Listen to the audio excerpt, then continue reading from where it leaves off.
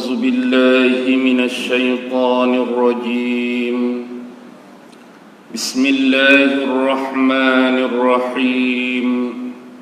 السلام عليكم ورحمة الله وبركاته.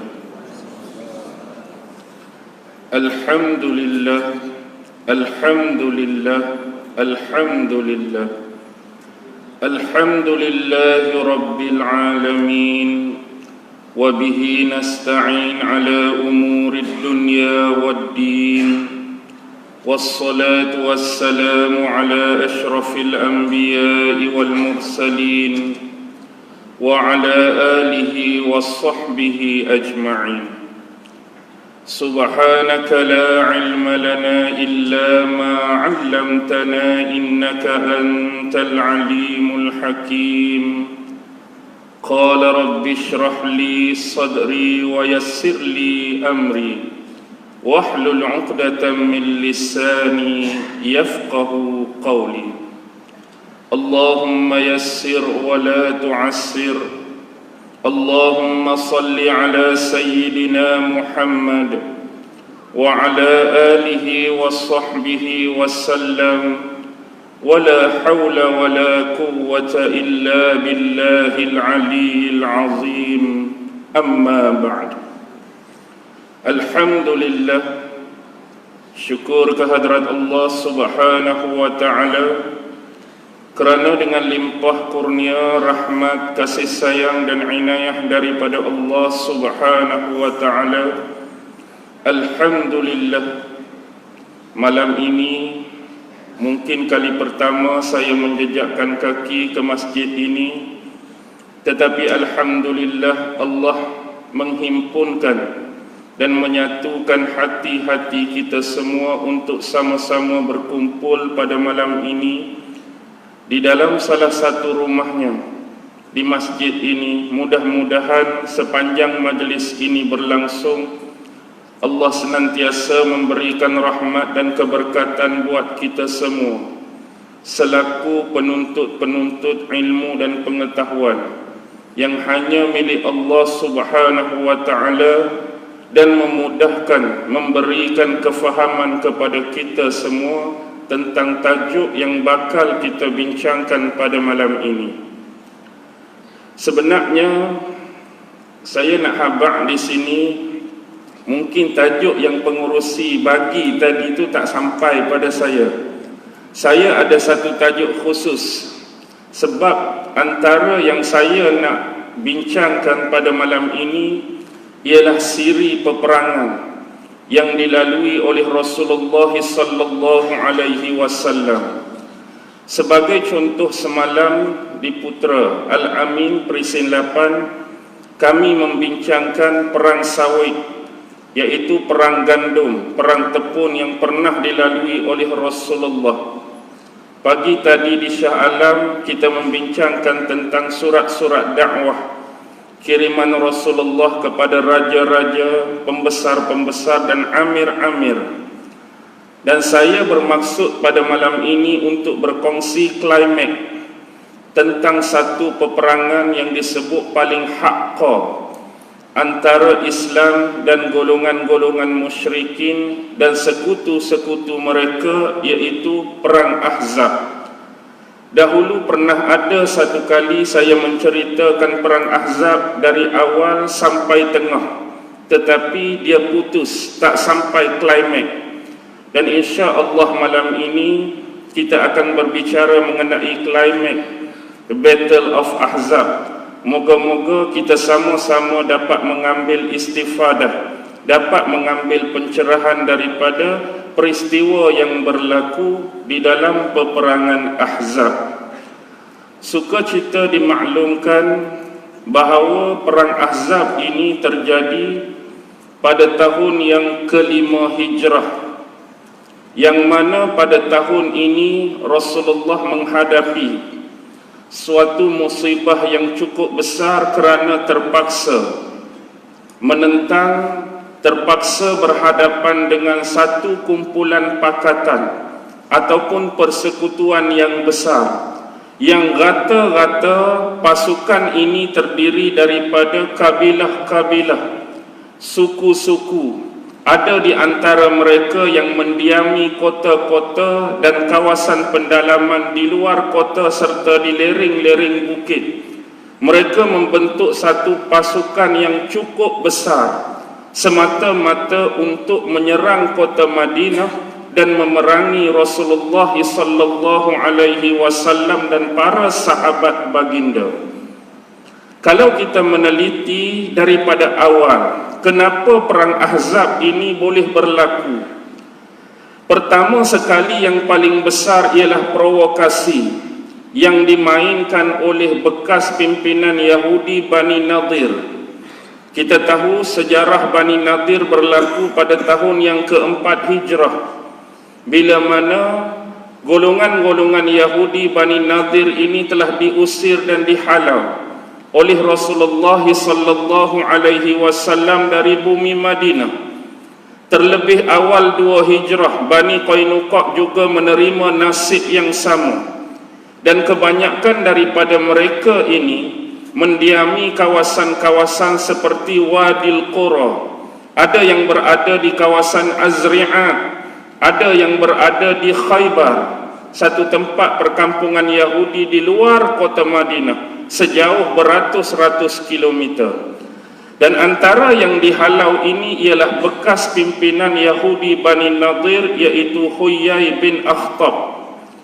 Huyai bin Akhtab ini dalam sejarah adalah mertua Rasulullah sallallahu alaihi wasallam, iaitu kerana salah seorang isteri Rasulullah ialah anak beliau, iaitu Safiyah binti Huyai.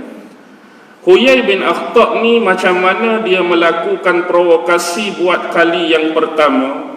Dia bermula di Khaybar, dikatakan pusat mereka. Lalu dia membentuk satu pakatan dengan 4 rakannya yang lain.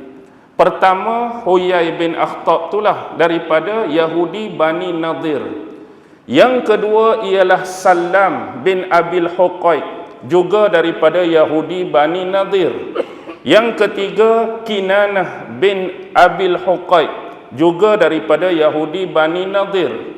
Yang keempat, Hauzah bin Qais, daripada Yahudi Bani Wa'il. Dan seorang lagi ialah Abu Ammar, juga seorang Yahudi daripada Bani Wa'il.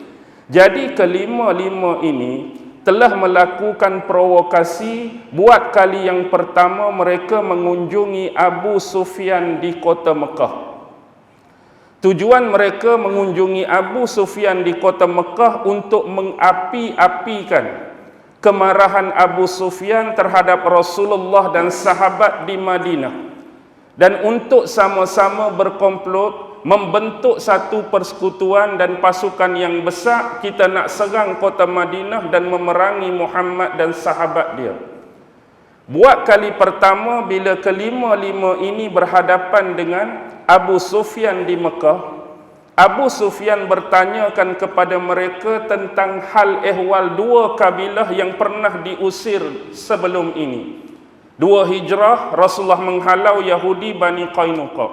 4 Hijrah, Rasulullah menghalau Yahudi Bani Nadir. Bagaimana hal keadaan mereka sekarang? Lalu dijawab oleh Huyai bin Akhtab bahawa mereka sekarang berada di dalam kebingungan.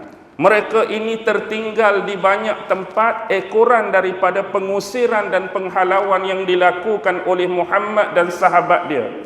Sebagaimana yang saya sebutkan tempat-tempat tadi, ada sebahagian mereka berada di Wadil Qura, ada sebahagian berada di Azri'at, dan sebahagian besar berada di Khaybar. Jadi mereka juga mengharapkan pakatan ini dapat berjaya diwujudkan untuk memerangi Muhammad.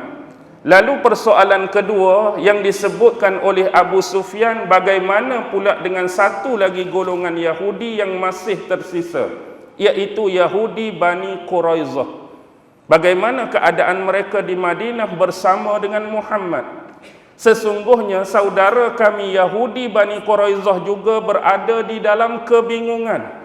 kerana semua mereka sekarang berada di bawah pengaruh tipu daya Muhammad. Mereka juga tidak melakukan apa-apa, tetapi mereka juga mengharapkan bantuan dan serangan daripada luar untuk mereka memerdeka dan membebaskan diri mereka daripada tipu daya dan pengaruh Muhammad tadi. Mudah-mudahan pakatan ini akan berjaya menyelesaikan masalah mereka. Pada awalnya, Abu Sufyan agak cuak untuk menerima ajakan membentuk pasukan ini, kerana bagi diri Abu Sufyan, mereka sendiri bersama tentera-tentera kafir musyrikin yang lain sudah melalui banyak pengalaman peperangan dengan tentera-tentera Islam. Kita tengok sejak awal lagi, dalam perang Wadan baik, perang Bawat baik, perang Usyairah baik, perang Usfan baik, Badar Ula baik, perang Badar Kubra baik, perang Badal Akhirah baik, perang Uhud, perang Hamraul Asad, perang Sawi dan perang-perang yang lain, mereka tak pernah menang pun. Kali ini diajak oleh golongan-golongan Yahudi untuk sekali lagi memerangi Muhammad. Satu perkara yang memang amat-amat dibimbangi oleh Abu Sufyan kerana kekuatan mereka sudah mulai berkurangan.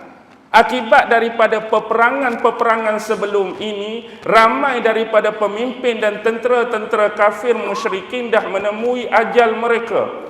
Begitu juga dengan logistik, kelengkapan dan persiapan juga semakin berkurangan. Dan dia berkira-kira, kalaulah pakatan ini diwujudkan dan sekali lagi mereka kalah dan mundur kepada pasukan Muhammad, dia tak tahu di mana nak letak muka dia menahan malu kepada golongan-golongan Yahudi tadi. Jadi untuk menunjukkan kesungguhan, adakah Yahudi ni benar-benar nak membentuk pakatan ini semata-mata untuk tujuan bersama ataupun tujuan kepribadi kepentingan mereka sahaja. Lalu satu persoalan muncul yang diajukan oleh Abu Sufyan kepada golongan Huyai bin Akhtab bersama 4 sahabatnya yang lain. Dengar betul-betul apa yang diajukan oleh Abu Sufyan. Wahai orang-orang Yahudi, kamu ini dikenali sebagai golongan-golongan ahlil kitab. Sesungguhnya kamulah yang lebih mengetahui dan berpengetahuan tentang isu yang dipermasalahkan oleh kami dan Muhammad. Aku ingin bertanya secara jujur, apa pandangan kamu antara kami dengan Muhammad? Agama kami kah yang lebih betul atau agama Muhammad kan yang lebih betul? Lalu untuk menjaga hati dan menarik minat Abu Sufyan untuk mengikuti pakatan dan persekutuan ini, wahai Tuan, sesungguhnya agama Tuanlah yang lebih benar, Tuan yang lebih berhak dan lebih utama daripada Muhammad. Lihat apa jawapan yang diberikan oleh mereka. Persoalan asas dan dasar yang dikemukakan oleh Abu Sufyan ialah untuk mengetahui agama Islam yang dibawa oleh Muhammad sekarang yang mentauhid dan mengesakan Allah serta memalingkan manusia daripada penyembahan paganisme keberhalaan tadi, itu lebih baik ke atau agama dan yang dibawa oleh kami ini lebih benar yang melakukan persekutuan dan penyembahan berhala? Sepatutnya secara dominan ilmu dan pengetahuan yang dimiliki oleh ahli kitab berkenaan hal tersebut, jawapan mereka pasti akan membenarkan Muhammad. Tetapi kerana semata-mata untuk taktikal perang dan mengaut hati musuh yang ingin mereka sertakan untuk memerangi Muhammad, mereka telah menukar jawapan mereka dengan langkah melakukan kemunafikan. Kamu yang lebih baik, kamu yang lebih benar, kamu yang lebih utama dan berhak berbanding dengan Muhammad. Ucapan ini bukan sia-sia, tuan-tuan. Ucapan ini bukan sia-sia dalam lakaran dan lembaran sejarah. Kerana daripada ucapan pemimpin-pemimpin Yahudi inilah Allah telah menurunkan surah An-Nisa ayat 51 hingga 54.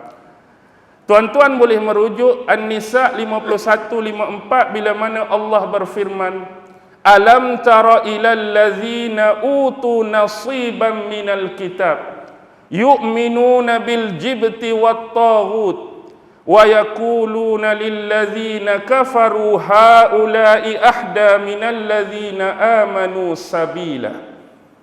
Adakah kamu tidak melihat sebahagian daripada golongan-golongan, yaitu merujuk kepada golongan Yahudi yang diberikan sebahagian daripada ilmu daripada Alkitab, yu'minuna bil jibti wat taghut, mereka sanggup mengatakan kami beriman kepada selain Allah dan taghut. Maksud mereka mengatakan beriman kepada selain Allah dan taghut kerana sifat kemunafikan mereka terhadap isu persoalan yang dikemukakan oleh Abu Sufyan tadi. Wa yaquluna lil ladzina kafaru haula'i ahda minal ladzina amanu sabila. Dan mereka mengatakan kepada golongan-golongan yang kufur, iaitu kafir-kafir musyrikin Mekah, bahawa jalan yang dilalui oleh mereka ini lebih tepat dan lebih benar daripada jalan yang dilalui oleh manusia-manusia yang beriman, iaitu Rasulullah dan para sahabat baginda. Ulaikal ladzina la'anahumullah. Inilah golongan-golongan yang telah dilaknat oleh Allah. Wa may yal'anillah falan tajida lahu nasira. Dan barang siapa yang telah dilaknat oleh Allah, maka dia tidak mempunyai lagi sebarang penolong di dalam kehidupannya. Itu ayat 51 dan ayat 52. Bagaimana dengan ayat 53 dan ayat 54? Tuan-tuan boleh rujuk sendiri menceritakan bagaimana mereka begitu hasad kepada Nabi Muhammad dan para sahabat baginda. Ayat 54 menjelaskan am yahsudun nasa ala ma atahumullahu min fadlih faqad ataina ala Ibrahim alkitaba wal hikmah wa atainahum mulkan azima. Adakah sebenarnya kamu berdengki, kamu berhasad kepada apa yang telah kami kurniakan kepada manusia itu, yakni merujuk kepada Nabi Muhammad? Apa yang dihasadkan oleh mereka, iaitu kenabian dan kerasulan yang diberikan kepada Nabi Muhammad. Dan juga mereka menghasadkan sahabat-sahabat Muhammad kerana mereka telah beriman dan menjadi pengikut kepada Muhammad. Sesungguhnya Allah Subhanahu wa ta'ala telah membekali kepada ahli keluarga Ibrahim Alkitab wal hikmah. Keluarga Ibrahim bukan termasuk Ismail, bahkan keluarga Ibrahim termasuk Nabi Allah Ishak. Daripada jaluran Ishak maka lahirlah Yaqub Bani Israel, yang dimaksudkan keturunan Ibrahim diberikan kitab. Nabi Musa, jalur Ibrahim, diberikan kitab. Nabi Daud, jalur Ibrahim, diberikan kitab. Nabi Isa, jalur Ibrahim, diberikan kitab. Nabi Muhammad dari Ismail, jalur Ibrahim, diberikan kitab. Wa atainahum mulkan azima. Dan mereka diberi kekuasaan dan pemerintahan yang besar. Kita boleh tengok bagaimana pemerintahan golongan Bani Israel dan Yahudi di Palestin. Bagaimana besarnya kerajaan yang dibina oleh Jurhum, besarnya kerajaan yang dibina oleh Banu Khuza'ah sampai ke pemerintahan Datuk Rasulullah Abdul Muttalib. Dan ini benar-benar berlaku. Kalau kita meneliti satu kitab yang ditulis oleh seorang profesor Yahudi sendiri, iaitu Dr. Israel. Bukan doktor berbangsa Israel, nama dia dah memang Israel. Doktor tu bernama Dr. Israel Wolfenson. Bukunya bertajuk Tarikh Al-Yahud fi Biladil Arab, bermaksud sejarah orang-orang Yahudi di tanah Arab. Melalui peristiwa ini, dia berasa cukup kecewa. Dia orang Yahudi, Bani Israel, tapi melalui peristiwa ayat ni turun, dia sendiri kecewa dengan apa yang telah dilakukan oleh Yahudi dahulu terhadap Rasulullah, kerana mereka telah melalui satu kebingungan yang cukup menyesatkan. Bagaimana mereka boleh bersekongkol dalam kemunafikan untuk membenarkan penyembah-penyembah berhala, sedangkan dalam sejarah, adakah dia tidak mengetahui keturunan datuk dan nenek moyang mereka dulu adalah tegakkan tauhid, menegakkan agama yang suci dan murni mengikut nabi-nabi sebelum ini. Mereka melalui banyak kesengsaraan. Yahudi bersama Musa, Bani Israel bersama Musa menanggung azab, menanggung derita di celah-celah kaum paganisme, penyembahan banyak Tuhan, penyembahan berhala. Mereka sanggup tahan semua ini kerana nak menjadi penegak agama tauhid. Tiba-tiba di belakang hari berhadapan dengan Muhammad, berhadapan dengan pemuka-pemuka Quraisy, mereka memberikan jawapan yang sebaliknya. Amat malang sekali keadaan mereka. Ini pembuktian daripada Israel Wolfenson dalam buku dia tadi. Apapun akibat termakan dengan hasutan tadi, mulut-mulut Yahudi yang kita kata bagai manis bergula bermadu tadi, akhirnya Abu Sufyan dengan sahabat-sahabatnya seramai lebih kurang 50 orang mula keluar berada berdekatan dengan Kaabah untuk menyatakan persetiaan dan kesanggupan mereka untuk bersekutu dengan pasukan yang bakal dibentuk kelak. Jadi bagi orang-orang Yahudi yang 5 orang ini, provokasi mereka pada awalnya sudah dianggap berjaya kerana mempengaruhi ketua mereka Abu Sufyan untuk ikut serta dalam siri Al-Ahzab ini. Selesai daripada hal tersebut, mereka nak mengunjungi kabilah-kabilah Arab yang lain. Maka mereka bertolak daripada satu tempat bernama Qais Island. Dari Qais Island, mereka menuju ke utara Madinah.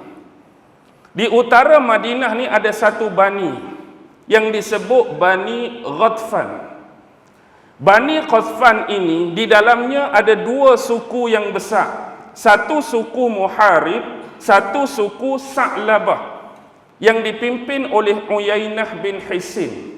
Jadi mereka menjanjikan macam-macam kepada golongan Bani Ghatfan sekiranya mereka memenangi pertempuran ini. Antara yang dijanjikan oleh Yahudi kepada Bani Ghatfan yang menarik minat mereka ialah sekiranya mereka memenangi pertempuran Ahzab ini dengan Muhammad 1/2, yakni separuh daripada hasil kurma pada tahun ini, yakni pada tahun tersebut akan diberikan kepada kabilah Bani Ghatfan. Jadi kabilah Bani Ghatfan bersetuju untuk memeterai perjanjian dan bersekutu dengan golongan Ahzab, juga untuk memerangi kota Madinah dan Nabi Muhammad sallallahu alaihi wasallam. Selesai dengan Bani Ghatfan, dia menuju kepada kabilah-kabilah yang berada di luar kota. Antara 6 kabilah yang besar yang dikunjungi oleh 5 orang ni. Pertama, mereka mengunjungi Bani Murrah, besar Bani Murrah. Yang kedua, mereka mengunjungi Bani Fazarah, besar Bani Fazarah. Mereka mengunjungi Bani Asja', mereka mengunjungi Bani Sulaim, mereka mengunjungi Bani Asad, mereka mengunjungi Bani Sa'ad. 6 bani ini mempunyai tentera-tentera dan penduduk yang agak ramai. Jadi mereka mempengaruhi pula kumpulan-kumpulan ini beserta dengan mencari suku-suku yang lebih kecil. Dalam istilah, kabilah ini lebih besar dan suku ini lebih kecil. Mereka mencari suku-suku yang mana sebelumnya suku-suku ini juga membenci dan memusuhi Muhammad. Tidak kiralah suku ini datang daripada dalam kota, luar kota ataupun kawasan pendalaman, semua dia pergi cari untuk menyertai dan membentuk Pakatan Ahzab. Antara 3 agenda utama yang selalu disebutkan kepada golongan-golongan ini ialah kenapa mereka mesti memerangi Muhammad dan sahabat di kota Madinah. Pertama, ialah kerana ahli family, keluarga Muhammad sendiri pun menentang mereka dalam pakatan ini. Dia merujuk family Muhammad itu ialah golongan-golongan Arab Quraisy tu. Aku paling awal berjumpa dengan ahli keluarga dia. Golongan-golongan Arab Quraisy pun sanggup untuk menentang dan memerangi Muhammad. Apatah lagi kamu yang sememangnya membenci dan mendendami Muhammad, keluarga dia sendiri pun benci dan nak serang, apatah lagi kamu. Dia mengapi-apikan provokasi ini dengan mengatakan family Muhammad, ahli keluarga Muhammad pun sanggup untuk menyerang mereka. Yang kedua, dia menyenandungkan ataupun melagukan syair-syair. Semata-mata syair-syair ini dilagukan untuk memperingati sejarah-sejarah kekalahan lampau peperangan dengan kaum muslimin. Sebelum ni syair-syair ini dilakukan semata-mata nak memperingati, dalam perang tu kita tak menang, dalam perang ni kita tak menang, dalam perang ni kita tak menang kerana kita bersendirian. Kita tak pernah bersatu. Tetapi bila kita bersatu, bila kita berpakat, kita jadi satu pasukan yang besar, confirm dan kami yakin kemenangan berpihak kepada kita. Dan yang ketiga ialah mengapi-apikan semangat kebersatuan tadi. Dengan bersatunya pasukan-pasukan ini, kita akan beroleh ghanimah yang besar. Kita akan dapat menaklukkan satu kota yang antara kota yang masyhur selepas kota Mekah dan kota-kota besar yang lain. Jadi tiga perkara ini diprovokasi, diapi-apikan kepada kabilah-kabilah dan suku ini yang menyebabkan mereka sanggup untuk membentuk pakatan tersebut. Jadi hasilnya 10,000 hingga 11,000 akhirnya berjaya dibentuk. Tetapi bagaimana pula dengan sahabat-sahabat dan Rasulullah di Madinah? Sahabat-sahabat dan Rasulullah di Madinah juga telah melakukan persediaan yang sepatutnya dilakukan oleh Rasulullah yang bertindak sebagai pemimpin, yang bertindak sebagai komander perang. Sebagai contoh, buat pertama kalinya mereka membentuk pasukan ini di Mekah. Kaum Bani Ghatfan yang berada di utara Madinah juga turun ke Mekah. Banu Murrah turun ke Mekah, Banu Fazarah turun ke Mekah, Banu Asja' turun ke Mekah, Sulaim turun ke Mekah, Asad turun ke Mekah, Sa'ad turun ke Mekah. Geng-geng ahli Najat juga turun ke Mekah, Banu Kinanah dengan Ahlu Tihamah juga turun ke Mekah. Jadi di Mekah lah mereka akan bermula. Dan kitab-kitab sirah hampir kesemuanya mencatatkan bahawa pimpinan mereka ni akan diketuai oleh Abi Sufyan bin Harb. Abi Sufyan adalah kepala di Mekah dan dia akan jadi pimpinan untuk peperangan kali ini. Tentera-tentera Quraisy sudah siap menyediakan 4,000 tentera pejalan kaki. Di bawah Abu Sufyan dah ada 4,000 tentera pejalan kaki, 1,500 tentera berunta dan 300 tentera berkuda. Dah 4,000 hak berjalan, 1,500 tentera berunta, 300 tentera berkuda, itu tentera-tentera kafir musyrikin Mekah. Kemudian datanglah Banu Fazarah. Banu Fazarah membawa 1,000 tentera. 1,000 tentera dengan 100 ekor tentera berkuda yang dipimpin oleh Uyainah bin Hisin. Mari pula tentera daripada Bani Murrah berjumlah 400 tentera yang dipimpin oleh Al-Haris bin Auf.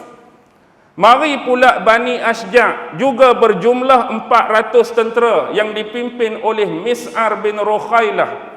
Mari pula pemimpin Bani Sulaim, jumlah mereka 700 orang yang dipimpin oleh Sufyan bin Abdus Syams. Mari pula Bani Asad, seramai 1,000 orang yang dipimpin oleh Tulaihah bin Khuwailid. Dan mari pula pemimpin Bani Sa'ad membentuk lebih kurang 6,000 ke 7,000 tentera. Dan mereka akan bertolak kesemuanya daripada Mekah. Tu belum lagi bergabung dengan Bani Ghatfan yang di dalamnya ada suku Muharib dan suku Sa'labah. Jadi mereka mula bergerak dan tujuan mereka adalah Bukit Uhud. Mereka beranggapan mereka ni akan menerima cabaran di kawasan gunung ataupun Bukit Uhud oleh tentera Islam. Mengingatkan dahulu mereka dah hampir-hampir memenangi perlawanan dan memerangi peperangan di kawasan ini. Tetapi bagaimana halnya dengan keadaan Rasulullah di bumi Madinah? Bila Rasulullah mengetahui pakatan ini telah dibentuk, maka Rasulullah mengajak para sahabat untuk bermesyuarat. Sahabat-sahabat senior, sahabat-sahabat besar dipanggil untuk meeting. Jadi dalam meeting ataupun mesyuarat tersebut, Rasulullah menyuarakan pendapat, bagaimanakah ni yang paling utama bentuk defense, bentuk protect, bentuk pertahanan yang perlu dilakukan oleh orang-orang Islam. Ya, adakah kita akan bertahan di dalam kota Madinah ataupun kita akan bertahan di luar kota Madinah? Sebagaimana pernah berlaku juga sebelum ini dalam perang Uhud, persoalan yang sama. Tapi kali ini antara agenda yang paling penting dipersetujui, kita ringkaskan, bahawa sebulat suara Nabi Muhammad sallallahu alaihi wasallam dan para sahabat senior dan besar yang lain bersetuju untuk menerima pendapat daripada seorang sahabat yang bukan datang dari kalangan mereka. Ya, dia sahabat Nabi tapi dia datang jauh daripada Parsi, iaitu Salman Al-Farisi. Salman Al-Farisi ni dahulunya pernah menganut berbagai agama. Asalnya dia orang Parsi, keluarga dia adalah penganut Majusi, penyembah api yang cukup besar. Kemudian dia masuk agama Yahudi, dia tinggalkan Yahudi, masuk agama Nasrani, tinggalkan agama Nasrani, kemudian memeluk agama Islam. Dan dia mengemukakan pendapat salah satu bentuk pertahanan dan protek yang pernah ada di Parsi ialah dengan cara menggali parit. Bikin parit besar, lebar dan dalam untuk menahan kemarahan dan kemasukan tentera-tentera Ahzab ke dalam kota Madinah. Jadi ini mungkin agak janggal dan ganjil pada pengetahuan Rasulullah dan sahabat sebelum ni dalam siri pengalaman mereka bertempur di tanah Arab. Tetapi mengingatkan tentera-tentera yang akan datang ini lebih besar, sekurang-kurangnya dapat meredakan kemarahan mereka dengan adanya parit dan lubang besar ini. Maka persediaan untuk menggali parit pun bermula. Selepas itu Rasulullah mengerahkan, bukan sahaja Rasulullah dan sahabat-sahabat yang lain juga telah bertungkus lumus siang dan malam, tak berhenti menggali lubang ataupun menggali khandaq ini. Dalam kitab-kitab sirah ada yang sebut seawal 6 hari dah siap, tapi ada bentuk-bentuk yang lain mencapai belasan hari. Ada kata 11 hari, ada kata 13 hari, ada kata 15 hari. Apapun isu, jarak masa panjang pendek bukan persoalan, tetapi akhirnya bagaimana lubang ataupun khandaq ini boleh siap dibina oleh Rasulullah dan para sahabat. Pada awalnya Rasulullah sallallahu alaihi wasallam, tanda isyak, kita berhenti dulu. Baik tuan-tuan dan puan-puan, insya-Allah kita akan menyambung kembali kisah kita tadi. Seterusnya ketika berlaku penggalian lubang parit ataupun khandaq yang dimaksudkan, Rasulullah sallallahu alaihi wasallam dan para sahabat bertungkus lumus tanpa mengira waktu, tanpa mengira penat dan masa rehat mereka. Seolah-olah siang malam mereka harus menyiapkan lubang ataupun parit ni demi mempertahankan kemuliaan dan kesucian kota Madinah. Yang terlebih agung ialah mempertahankan akidah keislaman yang diimani oleh Rasulullah dan para sahabat selama ini. Jadi ketika Rasulullah bersama dengan sahabat-sahabat tadi, Rasulullah dan sahabat-sahabat ini menyenandungkan syair-syair bagi menaikkan dan memberikan semangat ketika mereka sama-sama bekerja. Antara lafaz-lafaz syair yang ada direkodkan di dalam kitab-kitab sirah ialah antaranya lafaz yang berbunyi, Allahumma innal aisha aishul akhirah faghfir lil ansari wal muhajirah. Bermaksud, wahai Allah, wahai Tuhan kami, sesungguhnya kehidupan yang sebenar adalah kehidupan di akhirat. Maka ampunilah dosa-dosa sahabat-sahabat Ansar dan sahabat-sahabat Muhajirin. Dan ada lafaz lain yang berbunyi, Allahumma inna ajrul akhirah farhamil ansari wal muhajirah. Ya Allah, ya Tuhan kami, sesungguhnya ganjaran yang sebenar adalah ganjaran di akhirat. Maka rahmatilah sahabat-sahabat Ansar dan rahmatilah sahabat-sahabat Muhajirah. Dan ada bentuk-bentuk lafaz-lafaz syair yang lain yang dialunkan oleh Rasulullah dan sahabat ketika sama-sama bekerja bagi membangkitkan semangat mereka tadi. Lantas syair-syair yang dialunkan oleh Rasulullah ini dijawab oleh sahabat-sahabat tadi dengan lafaz yang berbunyi, Nahnul ladzina baya'u Muhammadan alal jihadi ma baqina abadan. Sesungguhnya hidup kami sebelum ini adalah berbai'ah dengan Nabi Muhammad sallallahu alaihi wasallam. Ke atas jalan jihadlah sampai kepada pengakhiran kehidupan kami. Dan ada lafaz lain yang berbunyi, Nahnul ladzina baya'u Muhammadan alal Islam ma baqina abada. Hidup kami sebelum ini berbai'ah dengan Nabi Muhammad sallallahu alaihi wasallam dan atas Islamlah sampai pengakhiran kehidupan kami. Dan ini berterusan dialunkan oleh Rasulullah dan para sahabat di samping mereka sama-sama menggali lubang tersebut. Tidak terkecuali ada beberapa hal. Sebagai contoh, ada di kalangan sahabat-sahabat yang tidak mempunyai kemampuan. Maksudnya kemampuan untuk terus bersama menggali parit. Maksudnya bukan kata mereka ni nak berhenti, bukan kerana mereka nak melepaskan ataupun melarikan diri. Sebab sebahagian mereka ada tanggungan yang besar di rumah masing-masing. Ada isteri-isteri dan ada anak yang ramai. Tetapi bila mereka ni nak berhenti, mereka minta izin dengan Rasulullah untuk menguruskan keluarga dan keperluan anak-anak mereka. Kalau diberi keizinan oleh Rasulullah, mereka akan pulang untuk menguruskan hal tersebut, dan sekiranya siap keperluan mereka kembali membantu sahabat yang lain. Dan sekiranya keizinan mereka yang dipohon oleh Rasulullah tidak dibenarkan, mereka akan terus menerus bekerja bersama dengan sahabat yang lain. Tetapi ingat, di dalam kota Madinah juga ada sahabat-sahabat Islam yang berwatak munafik, yang diketuai oleh Abdullah bin Ubay bin Salul. Mereka juga pada awalnya turut serta menggali. Orang yang gali lubang yang dalam, lebar dan panjang, kerja yang seberat ini, sekiranya di dalam hati tiada keinsafan dan ketulusan serta niat yang benar, tuan-tuan boleh tengoklah orang buat kerja yang dalam hati dia niat tak ikhlas, niat tak benar, tak ada keinsafan, pasti kerja cacat merbah. Maksudnya mereka sentiasa mencari peluang untuk melepaskan diri dengan pelbagai alasan yang direka oleh mereka. Ada yang mengatakan kami tidak kuat bekerja, maksudnya cepat lelah, cepat penat nak balik. Rumah kami juga tidak kuat. Maksud rumah kami tidak kuat bukan rumah dia nak runtuh dah. Maksud rumah tak kuat ni, kami nak kerja sini lagi, sedangkan anak bini kami pun nak makan. Kami kena kerja nak sara hidup mereka, takkan nak duduk di sini je.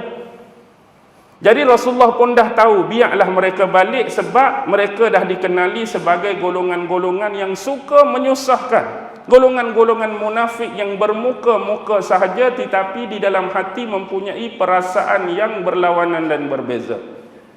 Dan itulah yang berlaku. Sampailah disiapkan binaan Khandaq yang begitu besar, lebar dan dalam ini. Apapun ada beberapa peristiwa ajaib yang berlaku sepanjang sesi penggalian lubang Khandaq ini. Antara yang dirakamkan di dalam kitab Ibnu Sirah sebagai contoh, Ibnu Hisham ni merakamkan 4 perkara aneh dan ajaib.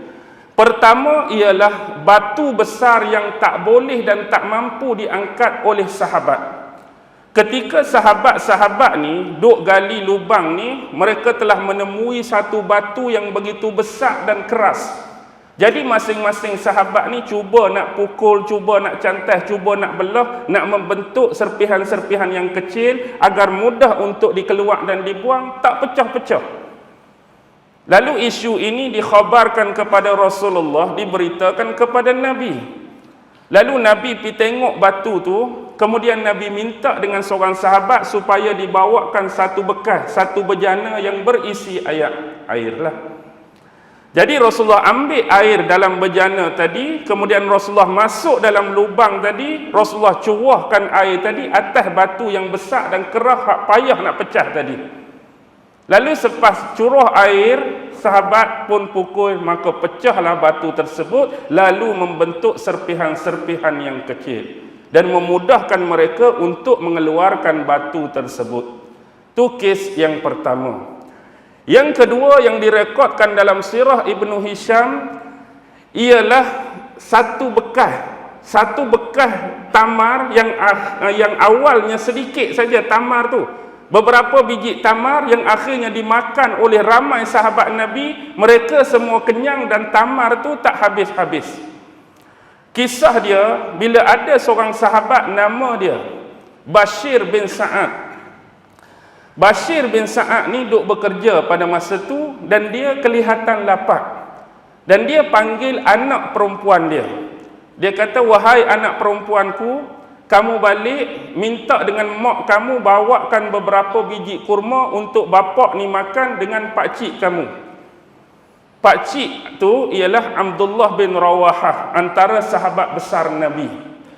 Jadi anak perempuan Bashir ni, dia balik dan dia minta dengan mak dia. Mak dia ialah Amrah binti Rawahah. Amrah binti Rawahah, mak kepada budak perempuan tu ialah adik kepada sahabat Abdullah bin Rawahah. Ni ipar dia, bapa budak tadi, Bashir bin Sa'ad. Kau pening dah? Bapa Bashir bin Sa'ad, isteri Amrah binti Rawahah. Amrah ni adik kepada sahabat Abdullah bin Rawahah. Iparlah Bashir dengan Abdullah ni. Hak ni anak perempuan Bashir, anak saudara Abdullah. Bila dia nak lalu, nak pi bawa buah yang dia bawa daripada mak dia tadi, nak pi dekat bapak dia melewati depan Rasulullah. Jadi Rasulullah tengok anak perempuan ni bawa, dia pun tanya, "Wahai anak, kamu nak pi mana? Bawa apa bersama kamu?" "Saya bawa beberapa biji kurma untuk diberikan kepada bapa untuk dimakan dengan pakcik saya." Lalu Rasulullah panggil dia. Bila budak ni mendekati Rasulullah, Rasulullah minta, "Mari kat pakcik lah. Mari kat dia, buah kurma ni biar Rasulullah sendiri yang tolong bagi kepada bapa dan pakcik kamu." Jadi Rasulullah minta dari dalam bekas tadi supaya dicuahkan kurma tadi dalam tapak tangan Nabi. Jadi budak tadi tuangkan kurma tadi dan Nabi tadah dengan tapak tangan dia. Nak habaq sikitnya, Nabi tadah ni tak penuh tapak tangan pun. Tak penuh, maksudnya kurma tu beberapa biji kurma. Kemudian Rasulullah membacakan sesuatu, Rasulullah minta kain dia. Lalu dibentangkan kain Rasulullah oleh seorang sahabat dan Rasulullah letak kurma tu. Rasulullah membacakan sesuatu doa, kemudian minta sahabat-sahabat yang rasa lapar berhenti sementara, boleh mari jamah makanan ni. Jadi seorang demi seorang mari makan, seorang demi seorang mari makan. Hak tadi nampak zahir mata 2-3 biji, tapi berderu-deru sahabat mari makan, tak pernah berkurangan pun. Sahabat ni makan sampai kenyang. Hak mari tu makan sampai kenyang, hak ni makan sampai kenyang, hak ni makan sampai kenyang, tapi buah tak habis-habis. Ni antara benda keajaiban dan keanehan yang berlaku berkat daripada doa Rasulullah atas, kita nak kata, sedikitnya buah kurma tadi. Kisah yang keempat yang dirakamkan oleh Ibnu Hisham dalam sirah dia ialah kisah roti dengan kambing bakar yang sedikit dapat dimakan oleh ramai orang. Kisah ini berlaku bila salah seorang sahabat yang bernama Jabir bin Abdullah. Jabir ni dia teringat di rumah dia ada sedikit bekalan lauk, iaitu sepotong kambing. Jadi sebelum dia keluar hari itu, dia minta suruh isteri dia ni bakar daging kambing tersebut dan buat beberapa biji roti daripada gandum. Tujuan dia kerana Rasulullah ni suka kambing, nanti bila balik daripada gali lubang petang hari nanti, abang akan balik, ajak Rasulullah bersama mari makan rumah kita, sebab Rasulullah suka makan daging kambing. Jadi bila selesai petang tu, aku mengharapkan Rasulullah ni balik seorang. Aku mengharapkan Rasulullah balik seorang, dan orang yang akan teman Rasulullah tu aku. Kalau pergi ramai-ramai jenuh. Jadi bila petang tu Rasulullah nak balik, dia pun ikut Rasulullah dan mengatakan bahawa dia dah suruh isteri dia buat beberapa keping roti daripada gandum dan bakar kambing nak ajak Rasulullah makan. Rasulullah bila terima undangan sahabat ni, Rasulullah pun panggil pula orang lain. Mari kita pergi makan rumah Jabir. Lalu terkeluarlah kalimah musibah daripada mulut Jabir bin Abdullah depan Nabi. Kalimah musibah bermaksudnya macam inilah kalau kita. Mana jai-jai? Kata-kata abang ni lah. Abang ni, saya ajak dia seorang. Balik sat lagi saya ajak dia seorang. Bang, sat lagi kita pergi makan rumah saya, bini saya buat roti, bini saya buat kambing. Abang ni pula, oh ustaz ajak pergi rumah dia. Mai kita pergi satu masjid. Maksud kalimah musibah tadi, sudahlah. Maksudnya macam, sudahlah lagu ni nak buat lagu mana ni. Dia sebut benda tu depan Rasulullah, Rasulullah senyum je, mai kita pergi. Jadi bila Rasulullah pergi, Rasulullah masuk dulu dengan dia. Jadi Rasulullah makan roti dengan dia, makan kambing. Bila Rasulullah keluar, sahabat lain masuk. Maksudnya masuk ikut kuantiti yang sesuai dengan luas rumah dia. Masuk 2-3 orang makan, keluar kenyang. Hak lain masuk. Semua duk pakat masuk keluar, makan masuk keluar. Last kali semua kenyang, roti tak habis-habis, kambing tak habis-habis. Lebih kurang sama dengan kurma tadi. Itu kisah Jabir bin Abdullah. Dan satu lagi yang paling special yang terakhir ialah batu besar. Batu besar ni lebih kurang kes yang pertama. Tapi yang pertama tu Rasulullah cuah air, sahabat pangkah pecah. Kali ni sahabat terai tak jalan. Kemudian mereka tahu yang paling kuat bekerja ialah Salman. Salman ni dia punya kekuatan ni dibandingkan oleh sahabat, Salman seorang sama dengan 10 sahabat yang lain. Bentuk dan cara dia bekerja tu karakter Salman masa kes penggalian parit ni. Jadi mengingatkan Salman ni lebih kuat daripada orang lain, suruh Salman. Salman pangkat pun tak jadi juga. Akhirnya Rasulullah turun sendiri. Dan jadi bila Rasulullah turun tu adalah beberapa sahabat termasuk Salman, Ammar bin Yasir. Jadi Rasulullah pangkas, cangkul, buat kali yang pertama tu terkeluar cahaya daripada bawah batu tu. Cahaya tu terpancar. Rasulullah pukul cangkul kali kedua juga keluar cahaya dan cahaya tu terpancar. Rasulullah pukul kali ketiga juga keluar cahaya dan cahaya tu terpancar.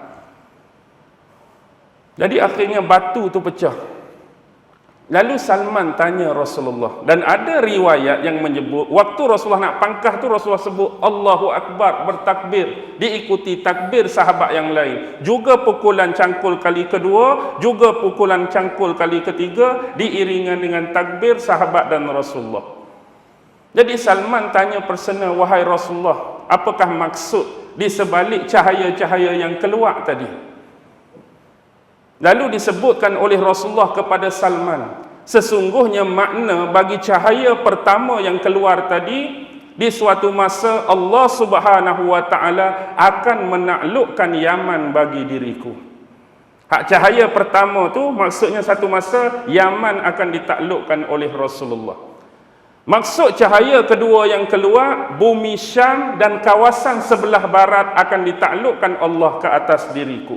Syam dan sebelah barat, tu cahaya yang kedua. Manakala cahaya yang ketiga ialah bumi di bahagian belahan timur yang akan ditaklukkan kepadaku. Kemudian ada juga beberapa riwayat yang lain, bila di situ ada Ammar bin Yasir. Bila Rasulullah tengok Ammar, Rasulullah menangis. Rasulullah menangis. Di samping Ammar juga ada siapa? Ada Abdullah bin Amr bin Al-As, ada Salman. Jadi sahabat tanya, pasal apa menangis bila tengok Ammar? Rasulullah kata apa pada Ammar? Satu masa Ammar akan dibunuh oleh golongan-golongan penentang, golongan Bora. Satu masa akan datang Ammar akan dibunuh oleh golongan penentang, golongan Bora. Ada sebahagian sahabat dengar ni. Dan ini jadi clue penting. Bila mana yang jadi sahabat qarib dan paling baik dengan Ammar ialah anak Amr bin Al-As.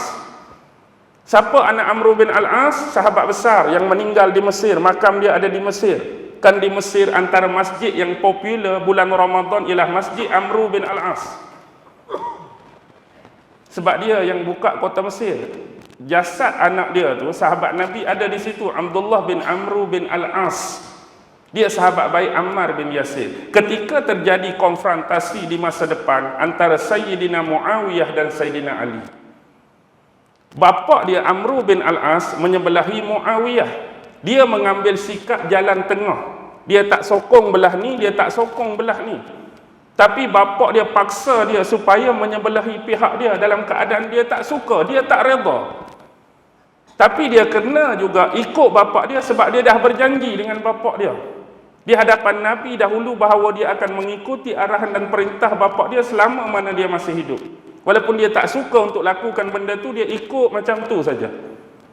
Dan waktu dia berperang pun, dia perang tak bunuh orang pun, dia berperang untuk pertahanan diri saja. Dia tak sanggup nak bunuh lawan di sebelah sana. Sampai akhirnya terdengarlah berita Ammar dah terbunuh, Ammar dah terbunuh, Ammar dah terbunuh. Ammar menyebelahi Sayyidina Ali. Baru dia ingat balik hak Nabi sebut, satu masa Ammar akan dibunuh oleh golongan-golongan buruh dan penentang. Dan dia di situ seolah mengetahui hak mana betul, hak mana salah. Lalu dia bubarkan diri dia. Dia buat perangai. Sampai bapak dia panggil, Amru panggil, kenapa kamu bawa anak kamu yang gila ini sehingga mengacau pertempuran kita? Ini antara kisah untuk dikaitkan. Baik, lepas peristiwa ini, kita tengok kumpulan-kumpulan ni, kita pergi ke musuh pula ni. Kena tahu benteng macam mana. Okey, benteng macam inilah. Benteng yang Rasulullah buat, hasil daripada galian tu ditumpukkan di sebelah dalam. Maksudnya bila kita buat lubang, satu dia akan memihak kepada musuh, satu akan memihak kepada kita. Jadi hak mana hasil galian tadi ditumpukkan kepada pihak dalaman kota Mekah untuk dibuat benteng dan dihimpun batu-batu. Batu-batu ni tujuan, selain daripada anak panah, selain daripada pedang, batu ni juga boleh digunakan untuk lempak ke arah musuh nanti. Luas benteng ni, kalau pacu kuda dengan laju pun, nak lompat, kuda tu tak lepas, jatuh dalam parit. Itu luas benteng. Maksudnya agak-agak dah kuda tak akan lepas. Kalau kita buat parit, kuda lepas tak ada guna. Baik, di situ dah dibuat satu kubu di hujung tu untuk Rasulullah dan para isteri baginda. Sebab dalam kes perang Ahzab, Rasulullah bawa 3 isteri dia. Aisyah ada, Ummu Salamah ada, Zainab binti Jahshin ada. Nanti kita akan cerita. Kita kembali kepada pakatan plot Ahzab dulu. Jadi mereka bertolak daripada Mekah dan sasaran awal mereka ialah Bukit Uhud. Sebab mereka tak tahu pun apa yang sedang berlaku dalam kota Madinah. Mereka tak rasa pun bahawa itulah yang akan dilakukan oleh Rasulullah dan para sahabat. Jadi poin mereka, bila sampai di Bukit Uhud, tengok orang Islam tak ada seorang pun. Ingatkan mereka nak bertempur di sini, tapi tak ada orang ni. Macam mana ni? Jadi akibat tak ada orang di Bukit Uhud, mereka terus menuju ke kota Madinah. Tempat awal yang mereka nak sasarkan ialah pinggiran kota Madinah. Bila pi mereka di pinggiran kota Madinah dan mula nak memasuki kota, mereka amat terkejut. Kerana bentuk pertahanan yang dilakukan oleh mereka ni, orang Islam ni, belum pernah terfikirkan. Sebab dalam sejarah peperangan bangsa Arab dengan mana-mana suku, kaum dan kabilah pun tak pernah jumpa lagi teknik macam ni. Taktikal macam ni. Jadi mereka duk tunggu di luar. Macam mana nak buat ni? Lalu mereka membentuk pasukan. Antaranya yang pertama, Abu Sufyan dengan golongan-golongan dia, iaitu Bani Kinanah dengan Ahlu Tihamah, telah mengambil satu tempat yang disebut Mujtama'ul Asyar. Tempat tu Mujtama'ul Asyar. Kalau kita tengok peta lama, Mujtama'ul Asyar ni dia bermula dari Dumah antara Juruf dengan Rabbah. Ni saya sebut ni semua nama tempat ni. Dari Dumah antara Juruf dengan Rabbah. Tu Majma'atul Asyar. Manakala geng-geng yang lain bertempat di lereng Bukit Uhud yang disebut Zanab Aqmah. Zanab Aqmah di lereng Bukit Uhud. Jadi mereka menanti di situ. Dan sepanjang penantian ini, pasukan-pasukan Muslim pun dah bersedia. Pasukan Muslim juga dah bersedia. Abu Sufyan dan pasukan dia juga bersedia. Bendera mereka dipegang oleh Osman bin Talhah. Satu masa ni Osman akan masuk Islam juga.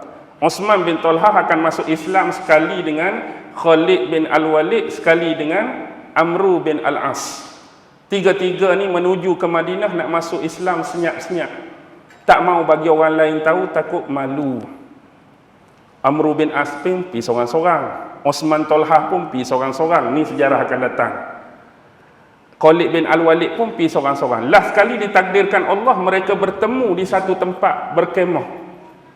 Kawan ni pun tanya, hang ni mai kau ni nak pergi mana? Masing-masing duk malu ni, takkan nak kata aku nak masuk Islam ni. Sebenarnya mereka tak tahu, sama-sama tujuan, tapi kebetulan terserempak. Last kali hang nak pergi jumpa Muhammad masuk Islam tak? Duk ketawa hang lebih kurang aku kena juga. Jadi tiga-tiga ni masuk Islam lepas tu. Ni lepas perjanjian Hudaibiyah punya ceritalah. Okey, masa ni dia jadi pemegang panji dalam kota Madinah. Yang jadi ketua komander perang Rasulullah. Pemegang bendera pihak Muhajirin Rasulullah lantik Zaid bin Harisah. Pemegang bendera puak Ansar dilantik sahabat Sa'ad bin Ubadah. Sa'ad bin Ubadah. Baik, ada sebahagian sahabat ni yang bertahan di tepi apa? Di tepi parit. Kemudian wanita dan kanak-kanak diasingkan sejauh 2 farsah. Sejauh 2 farsah daripada benteng tadi. Ni lubang, maksudnya sejauh 2 farsah daripada lubang, orang perempuan dengan kanak-kanak diasingkan. Hak saya tahu batu ustaz, hak saya tahu kilometer ustaz, hak saya tahu depa hasta. Farsah tu menatang apa? Dalam kiraan Arab, 1 farsah bermaksud 8 kilometer. 1 farsah 8 kilometer. Jarak 2 farsah bermaksud 16 km. Maksudnya daripada lubang 16 km ke dalam kota Madinah, di situlah diletakkan anak-anak, perempuan-perempuan dan orang yang telah lanjut usia. Kalau dalam kota Madinah tu ada rumah bertingkat, diletakkan mereka di tingkat yang atas. Tak mau mereka ini terkena ataupun terpencar dengan apa yang berlaku di medan perang. Jadi sahabat bertungkus lumuh dalam tu lebih kurang 3,000 orang lah, lebih kurang. Nak menghadapi 10 ke 11,000 tentera Pakatan Ahzab. Jadi waktu nak melakukan penyerangan ni, belum hak kau punya datang daripada Allah, mereka ni dah ditimpa satu musibah yang paling awal. Iaitu mereka datang ni musim sejuk dan musim dingin. Bila datang musim sejuk dan musim dingin, kadang-kala ada hujan, kadang-kala ada angin, kadang-kala ada ribut. Mereka pula bina khemah-khemah di luar kota Madinah, di belakang lubang tadi. Atap-atap mereka cuma anyaman kulit-kulit kambing, kulit-kulit unta. Mari pula sejuk lebih pada ekor ni nak bertahan lama mana juga. Hari-hari hujan, hari-hari dingin, hari-hari sejuk, hari-hari angin. Nak masuk tak boleh. Duk bertahan saja. Ternakan mereka pun makin kurang makanan, mereka sendiri makin kurang makan, ternakan kurang minum, mereka sendiri makin minum. Duk tunggu lagu tu penat, letih. Akhirnya ramai di antara mereka dah mula gelisah, terutama Bani Ghatfan. Seolah-olah macam pengepungan mereka ni sia-sia. Mari ramai-ramai, tapi duk tunggu di sini, serang pun tidak, nak masuk pun tak boleh. Marilah Huyai bin Akhtab tadi duk provokasi balik. Jangan lupa kita ni dah mari jauh, kita ni pakatan yang besar, kita tunggu lagi. Kalau ini yang dialami oleh kita, orang dalam pun sama. Contoh kalau kita sejuk, depa pun sejuk. Kalau kita berangin, depa pun berangin. Kalau kita hujan, depa pun kena hujan. Kalau kita kurang makan pun depa lagi kurang, depa terkepung. Depa terkepung. Dia ada provokasi menetapkan pendirian supaya jangan berpecah belah, stay di sini. Kemudian mari pula kabilah-kabilah tadi duk tanya pula lagu mana ni, nak tunggu sampai bila kita nak bertahan cuaca macam ni. Akhirnya Huyai bin Akhtab dapat satu akal. Cara yang terakhir untuk guna ialah memalingkan Yahudi Bani Quraizah supaya mengkhianati Rasulullah. Sedangkan sebelum ni Rasulullah kata kepada Yahudi, kamu tak tolong mari gali pun tak apa, sekurang-kurang bagi pinjaman dan alat-alat perkakasan kamu. Sebenarnya banyak cangkul-cangkul, kapak-kapak pisau yang dipinjam oleh Yahudi Bani Quraizah, sebab Quraizah masih ada perjanjian dengan Rasulullah dalam piagam Madinah. Bukankah piagam Madinah mencatatkan mana-mana musuh yang datang dari luar kota Madinah, sasaran mereka ialah Rasulullah, sahabat dan Islam, berkewajipan juga bagi orang Yahudi membantu Rasulullah. Begitu jugalah catatan dalam piagam, sekiranya musuh yang datang dari luar kota Madinah, datang tu serangan dia ialah Yahudi Bani Quraizah, berkewajipan bagi Rasulullah dan tentera Islam bantu mereka. Dan buat masa ini automatiknya ikut piagam mereka kena bantu Nabi, walaupun sekarang mereka hanya bagi pinjam barang-barang tadi. Tapi Huyai bin Akhtab nak provokasi, nak suruh mereka mengkhianati perjanjian. Jadi nak pergi jumpa siapa? Ka'ab bin Asad Al-Qurazi. Ka'ab bin Asad pemimpin Yahudi Bani Nadir. Kerana jarak kota Madinah dengan perkampungan benteng Bani Nadir 15 km di luar kota Madinah. Jadi mereka boleh pergi jumpa terus. Jadi untuk menetapkan hak ni, dia nak meneguhkan pendirian Ahzab sebelum ni. Jangan risau saudara-saudara, jangan risau Abu Sufyan, jangan risau Bani ni, suku ni. Aku akan pi tambah angkatan kita, aku akan pi perowok pula Bani Quraizah supaya mengkhianati perjanjian dengan Muhammad. Gilah kawan ni ke perkampungan Bani Quraizah. Ka'ab bin Asad tengok dia jauh-jauh, tutup pintu benteng awal-awal lagi. Padahal Yahudi sama Yahudi ni, kawan hak mari tu Yahudi Bani Nadir, ketua ni suruh kaum dia tutup pintu awal-awal, tak mau bermasalah. Sebab mereka mengenangkan perjanjian mereka dengan Muhammad sebelum ni tak pernah kena kacau. Muhammad tak pernah ganggu mereka. Dan mereka juga insaf kejadian yang berlaku kepada dua saudara mereka. Qainuqa dah kena halau, Nadir hak nak mari ni hak bekas kena halau lah. Kalau mari dia ni, lingkup lah punya cerita. Tutup pintu awal-awal. Kawan ni pula dah nak minta tolong, terdesak duk melaung kat luar. Buka pintu lah, tolong buka pintu benteng duk situ lah. Last sekali orang duk luar, kesian juga kan. Buka lah, bagi dia masuk. Akhirnya masuk. Memang hak kawan tu agak itulah yang terjadi. Minta tolong lah. Kita kena tolong, kamu pun tahu saudara kamu dua sebelum ni kena halau. Tak ada lagi bentuk lain yang boleh bantu kecuali kamu bersepakat, bersekongkol dengan kami memerangi Muhammad. Besar faedah dia kalau kita semua memenangi benda ni. Tapi dijawab pula oleh Ka'ab bin Asad, kalau menang. Kalau kalah, hak hang bawa tu semua duk luar kota Madinah, kami hak duk dalam Madinah ni hak nak kena pun. Contoh kalau kalah, kafir Quraisy balik Mekah, Bani Ghatfan balik kampung dia, Banu Fazarah balik tempat dia, yang tinggal kami di sini, lingkup kena. Kalau kalah, menang belum tentu lagi. Tak apa, kalau menang macam ni, akhirnya terkena juga lah. Tak apalah, kami akan bantu. Macam ni lah maksud dia. Kami, Ahzab akan serang dari sudut eksternal, daripada luar. Kamu akan serang dari sudut internal. Cara pertama ialah kamu akan pi kepada benteng dia di belakang. Dia ada satu lembah nama Salak. Kan kalau kita tengok gali parit, bukan keliling kota Madinah gali parit ni. Separuh saja belakang tu ada gunung ganang, lepas tu ada tempat yang agak terbuka di belakang tu, dia ada panggil lembah Salak. Kamu akan serang benteng mereka dari sebelah tu, pi panah mereka dan mengurangkan bantuan makanan dan kelengkapan perang pada mereka. Mereka pun akhirnya bersetuju untuk mengkhianati perjanjian dan memutuskan perjanjian sebelum ni. Jadi marilah kawan ni habaq pula dekat sahabat dia. Nasib kita baik, Yahudi Bani Quraizah dah putus hubungan dengan Muhammad dan sudi nak bantu kita. Sekurang-kurangnya kita dapat dua advantage. Pertama, kita serang dari luar, Yahudi Bani Quraizah akan serang dari bahagian dalam. Dan otomatik bila dia mengkhianati janji, dia tak akan hantar dah bantuan makanan, bantuan kelengkapan perang kepada Muhammad secara praktikal. Berasa seronok lah lagu tu kan. Bila berasa seronok, maka ada di antara kaum-kaum munafik pun buat hal lah pula. Bayangkan tadi mereka dah 10,000, hampir 11,000, Quraizah pula masuk, jadi bertambah. Hak Islam 3,000, munafik pula buat sakit-sakit perut. Ayat mudah lah, bukan sakit perut betul. Maksudnya nak bagi mudah faham. Oh, saya pening kepala, saya sakit perut, saya sakit urat, dok buat ayat lagu tu, lagi kurang lah Islamnya. Asyik nak balik je.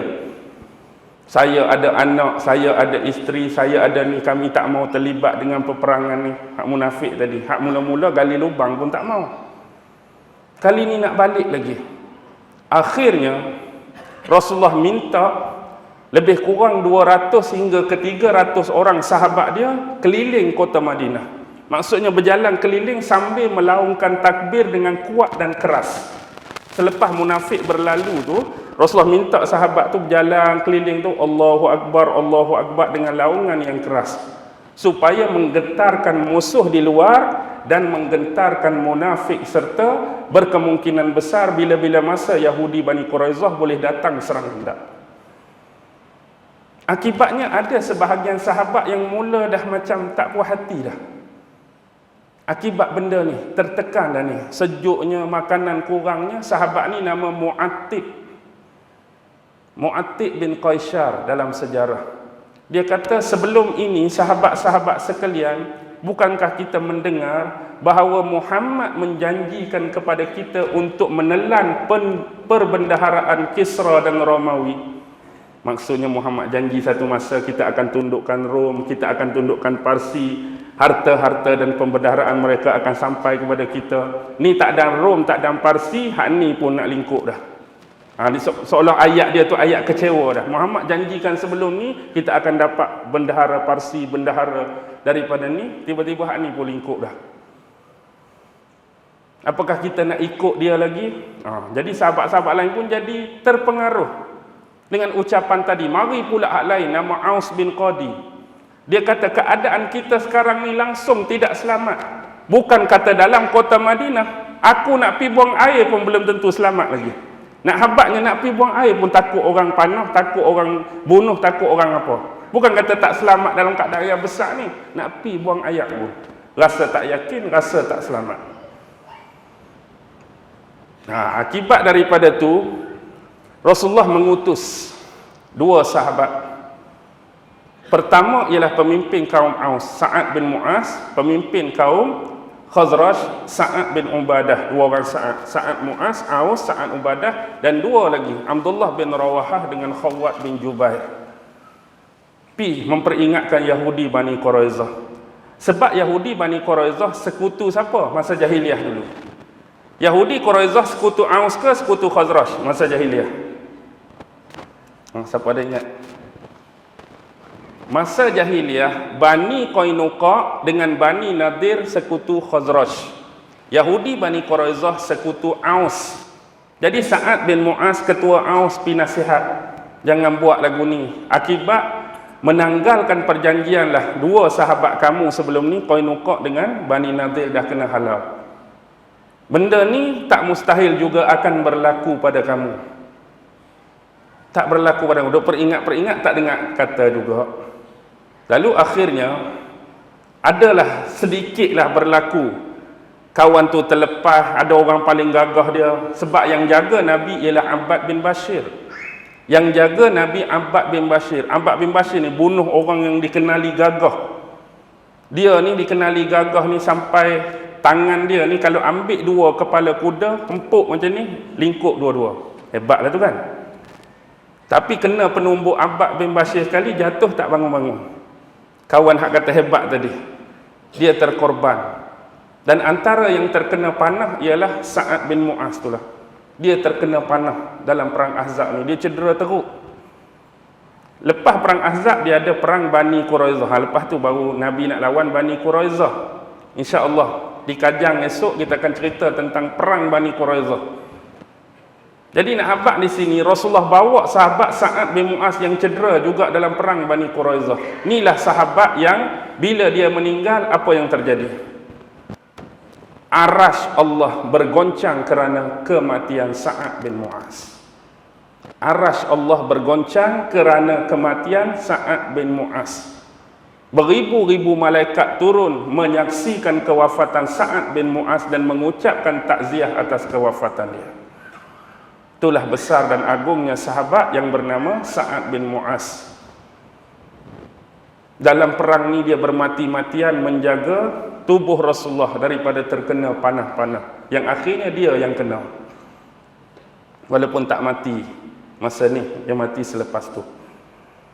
Baik. Apa pun daripada peristiwa ini, dia punya climate. Climate kita nak cerita tak? Sebab masa kita pun tak banyak. Climate dia di hujung-hujung, pada satu malam ada seorang lelaki dari kabilah Bani Ghatfan. Kabilah Bani Ghatfan, musuh daripada utara Madinah tadi. Dia menyamarkan diri, dia terjun dalam parit, dia berjaya lepas parit. Macam mana dia buat? Dia berjaya lintas kawalan sahabat. Tak ada orang perasan dia. Akhirnya dia boleh sampai jumpa Nabi. Bila dia jumpa dengan Nabi, Nabi tanya, kamu ni siapa? Lalu dia perkenalkan diri. Dalam sejarah dia adalah Nu'aim bin Mas'ud. Nu'aim bin Mas'ud. Lalu dia pun habaq kisah yang sebenar. Wahai Rasulullah, sebelum aku datang ke sini ni, bersepakat dengan golongan-golongan Pakatan Ahzab ni, wahai Rasulullah, sebenarnya untuk pengetahuan kamu, aku sendiri dah lama memeluk agama Islam. Cuma yang jadi advantage dan kelebihan atas aku, ahli keluarga aku tak tahu aku Islam. Kaum aku tak tahu aku Islam. Huyai bin Akhtab tak tahu aku Islam. Bani Ghatfan tak tahu aku Islam. Abu Sufyan dengan tentera dia pun tak tahu aku Islam. Aku sembunyikan Islam aku. Lama dah aku Islam. Tapi aku mari malam ni, sekiranya aku boleh bagi bantuan kepada kamu, wahai Rasulullah, kamu nak suruh aku buat apa? Aku akan buat.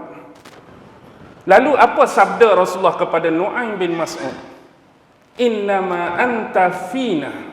Sesungguhnya wahai Nu'aim, kamu termasuk di dalam golongan kami. Rajulun wahid.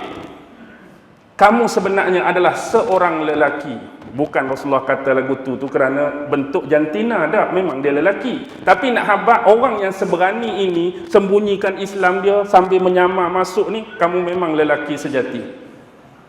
Fakhazzil anna in istata'ta. Jadi sekiranya kamu berkemampuan wahai Nu'aim, kamu masuk balik dalam kem kamu, kamu kucar-kacirkan mereka, pecah belahkan, lemahkan semangat kesatuan mereka kalau kamu mampu. Fa innal harba khud'ah. Sesungguhnya perang itu adalah muslihat. Perang itu adalah tipu daya. Perang itu adalah taktikal. Kalimah ni masyhur, fa innal harba khud'ah. Disebutkan beberapa kali kalimah ini di dalam Musnad Imam Ahmad. Imam Bukhari merekodkan 2 kali. Imam Muslim, Imam Abu Daud, Imam An-Nasai, Imam Ibnu Majah, Imam Tirmizi sekali dalam sahih ataupun musnad ataupun sunan masing-masing. Fa innal hurba khud'ah. Perang ni muslihat, tipu daya, taktikal. Maksudnya diharuskan untuk melakukan penipuan dan kelicikan dalam perang. Sekiranya penipuan, kelicikan tadi mampu untuk memberi kemenangan kepada pihak yang kita wakili. Biasalah taktikal kan. Okey, kawan ni pun balik semula. Orang yang pertama dia temui siapa? Yang pertama dia temui ialah pemimpin Yahudi Bani Quraizah, Ka'ab bin Asad. Dia kata, wahai Ka'ab bin Asad, kamu kenali aku sebagai seorang yang baik dan suka memberi nasihat kepada orang lain. Ya, kami kenal kamu. Kami mengalu-alukan kedatangan kamu. Kamu nak habaq apa? Aku nak habaq kepada kamu, fikir 2 kali. Pertimbangkan kamu untuk menyertai pakatan ini. Dia provokasi pula Yahudi Bani Quraizah. Kamu fikir 2 kali, pertimbangkan. Kalaulah sekiranya pasukan Ahzab ni memenangi pertempuran ni, Ahzab menang, apa yang akan berlaku agak-agak? Orang yang paling nakkan kemenangan ni ialah Abu Sufyan. Sebab peperangan sebelum ni mereka tak pernah menang. Agak-agak kalau menang, apa yang akan berlaku ke atas kota Madinah?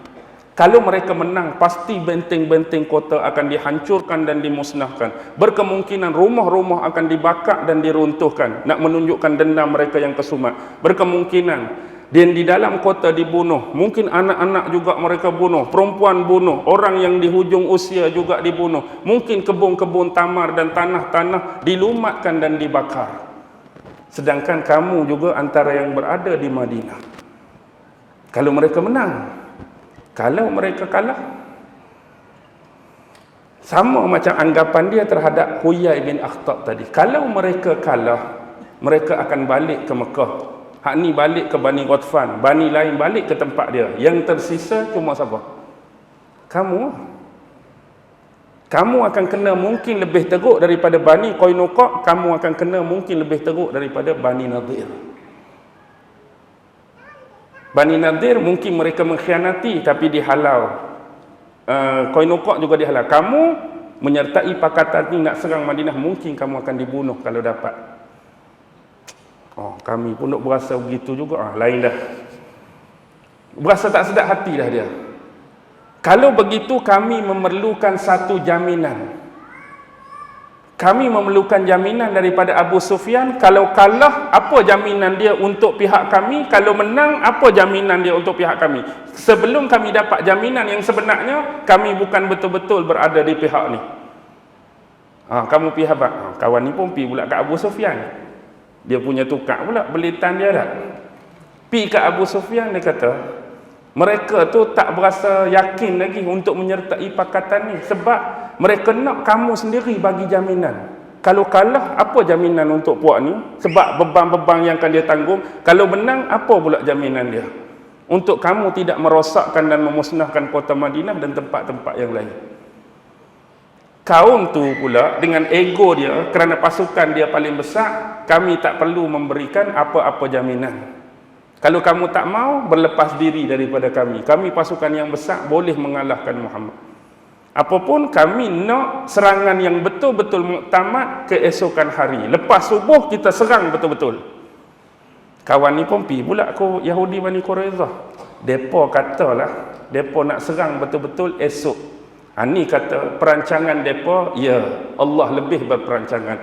Kebetulan. Sebab dunia ni banyak kebetulan. Kebetulan esok hari Sabtu. Jangan pula rakaman ni kata berat ustaz esok hari Sabtu, padahal esok betul kita ni hari Ahad. Pasal ustaz cakap hari Sabtu ni cerita perang Ahzab ni bukan cerita esok tu. Hari ni hari Sabtu, hari ni ya. Esok hari Sabtu. Di sisi orang Yahudi, hari Sabat adalah hari mulia. Hari Sabat perlu dihormati, tak boleh bekerja, hanya ibadah semata-mata. Tak boleh berperang, tak boleh melukai, tak boleh menumpahkan darah, apalagi membunuh orang lain. Oh, kalau esok nak serang, kami tarik diri. Sebab kami menghormati warisan nenek moyang kami, tak boleh berperang, tak boleh bunuh hari Sabtu. Kalau nak serang hari lain. Pi pula kawan ni, oh depa tak maulah sebab esok hari Sabtu. Kami nak ikut depa ke depa nak ikut kami? Kalau depa tak mau ikut kami berperang esok kerana hari Sabtu hari mulia mereka, esok pagi sebelum kami serang Muhammad, kami serang Bani Quraizah dulu. Sudah. Tak mau sangat sebelum kami serang Muhammad, kami perang ni. Yahudi kata, kalau nak serang kami keluar awal-awal. Lalu Yahudi Quraizah lari diri ya. Baliklah ke benteng dia. Ya mungkin mereka selamat untuk sementara. Tapi mereka perlu fikirkan benda yang besar. Kalau tentera Ahzab ni kalah, siap dia pun. Muhammad akan cari. Malam tu juga sebelum esok hak mereka rancang, inilah makhluk-makhluk yang Allah datangkan. Memang tak berhenti. Ributnya, petirnya, kilatnya, sabung menyabung, hujan yang lebat, angin tu habis melayangkan khemah-khemah mereka. Mengkucar kacir dan membelahkan pasukan mereka. Unta-unta kuda mereka habis lari bertempikan dan berkeliaran. Malam tu juga Rasulullah minta siapa yang berani di kalangan sahabat untuk menyamar dan masuk dalam kem mereka, tengok keadaan mereka dan jangan buat apa-apa, balik laporkan apa yang berlaku. Seorang sahabat pun tak sanggup. Last kali Rasulullah kata kalau tak ada yang sanggup, memang hak ni akan pergi. Lalu Rasulullah bertemu dengan Huzaifah Al-Yamani, salah seorang sahabat yang digelar pemegang rahsia Rasul. Huzaifah pun menyamar, pergi lompat parit, masuk dalam kem mereka. Jadi mereka dalam keadaan gelap, tak ada cahaya, ribut pula, masing-masing berpesan, duk pegang tangan mereka ni. Masing-masing di antara kalian beringat, di sebelah kiri dan kanan mungkin ada musuh. Dah tengah gelap kan, takut musuh. Memang pun dia duk tengah pegang tangan apa. Tangan Huzaifah tu. Tapi dah gelap tak nampak. Takut tengok, jaga kiri kanan, takut musuh ada di kalangan kita. Kawan ni duduk senyap. Dan apa yang Huzaifah sebut, malam tu juga aku melihat antara orang yang paling awal nak larikan diri Abu Sufyan. Dia naik unta dia, tapi unta dia duk lompat tempat yang sama, tak pi pun. Duk lompat tempat yang sama. Apa Huzaifah sebut dalam kitab sirah? Kalaulah tidak kerana pesanan dan amanah daripada Rasulullah untuk mari cek saja, jangan buat apa-apa, pasti aku akan panah Abu Sufyan atas unta dia malam tu. Kalau tak ingat pesan Nabi, hanya pergi tengok, jangan buat apa. Kalau Nabi tak pesan macam tu, aku ambil panah, aku panah dah Abu Sufyan. Hak duk atas unta yang melompat-lompat tempat sama tu. Kawan ni pun balik semula, bagi tahu Rasulullah, mereka dah kucak apa semua. Esokan harinya semua pakat bubar. Jadi adalah berlaku 2-3 nyawa yang melayang. Tak sampai pun 10 orang.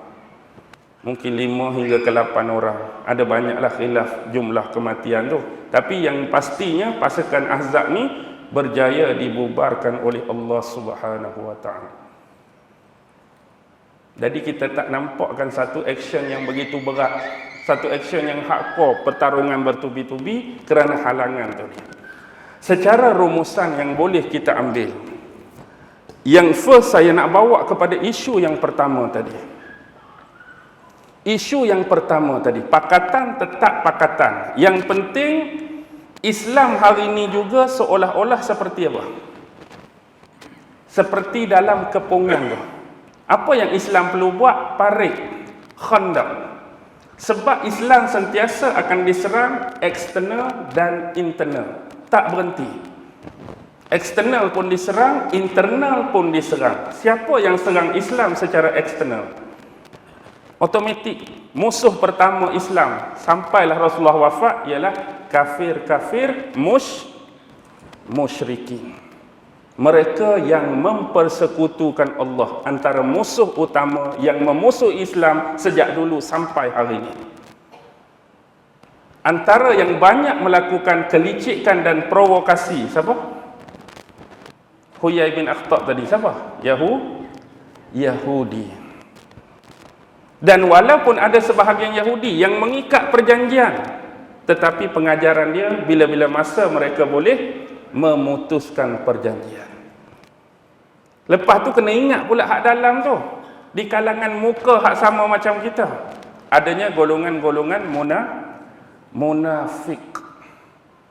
Jadi dalam dan luar tak berhenti. Jadi antara pattern yang boleh kita ambil, sebab itulah dalam setiap takbir raya, 2 kali raya, kita tak berhenti sebut wahazamal ahzab wahda. Wahazamal ahzab, wahazamal ahzab, wahazamal ahzab. Mengingatkan kembali tentang isu ahzab pada takbir 2 hari raya. Nombor 1 yang paling penting ialah apa yang disebutkan melalui persoalan Abu Sufyan. Kamulah yang lebih benar, agama kamu lebih betul, kamu lebih utama dan berhak daripada Muhammad. Maksudnya apa yang dilakukan oleh mereka ialah sebenarnya nak membenarkan semua bentuk kebatilan dari sudut akidah dan keimanan, sehingga mereka menafikan bentuk tauhid dan keesaan Allah.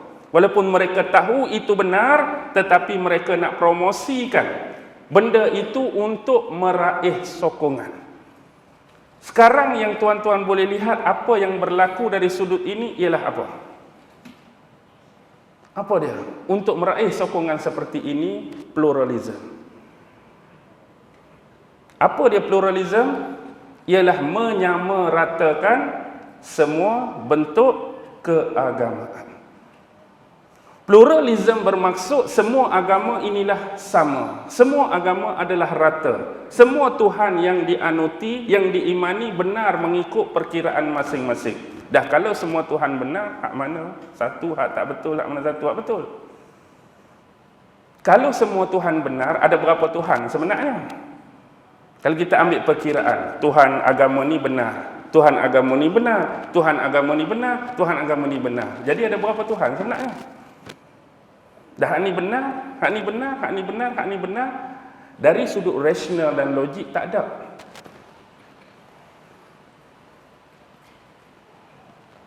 Lepas tu kalau hak ni benar, hak ni benar, hak turunkan rezeki, hak turunkan hujan, hak mana sebenarnya?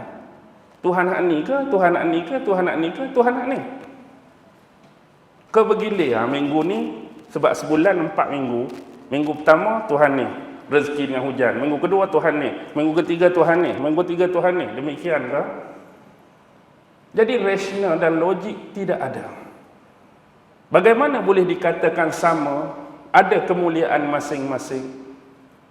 Juga tiada dari sudut logik. Jadi dengan kata lain, mengagungkan falsafah pluralisme untuk mengaut apa sebenarnya? Mengaut dan meraih sokongan agar menerima pluralisme sebagai sesuatu benda yang dimuliakan dan diagungkan. Kita semua sama, kita semua rata, kita semua mutlak. Tak ada agama yang lebih. Agama ni tak boleh kata dia lebih mulia dan baik dari agama ni. Agama ni pula tak boleh kata dia lebih bagus dari hak ni. Hak ni pula tak boleh kata dia lagi hebat. Hak ni pula dia tak boleh kata lagi ni. Jadi kalau semua tak boleh kata, tak boleh kata, tak boleh kata, apa nilai dan value akidah yang kita pegang? Apa nilai agama yang kita ada?